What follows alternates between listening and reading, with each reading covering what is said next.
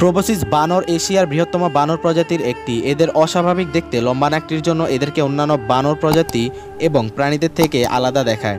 এই প্রাণীটিকে প্রথম দেখায় এর অস্বাভাবিক চেহারার কারণে এদেরকে কেউ বানর বলতে চায় না।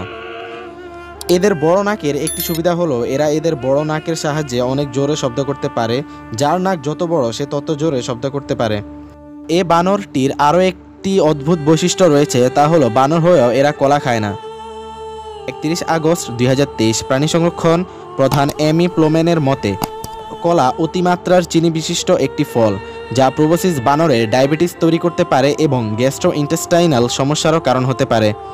প্রোবসিস বানর সাধারণত দক্ষিণ পূর্ব এশিয়ার দ্বীপ বর্নিওর স্থানীয় এবং বেশিরভাগ ম্যানগ্রোভ এবং সেখানকার দ্বীপগুলির উপকূলীয় অঞ্চলের এলাকায় পাওয়া যায়। প্রোবসিস বানর 166 দিনের গর্ভধারণের পর একটি মাত্র সন্তানের জন্ম দিয়ে থাকে। জন্ম সাধারণত রাতে হয়। প্রোবসিস বানরের পুরুষদের নাক লম্বা হলেও মহিলা বানরের নাক হয় তুলনামূলকভাবে ছোট।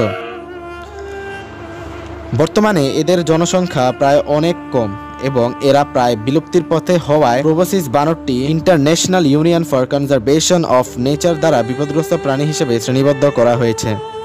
প্রকৃতিতে এদের সবচেয়ে বড় শত্রু হল চিতাবাঘ, কুমির, অজগর সহ চোরা শিকারীরা।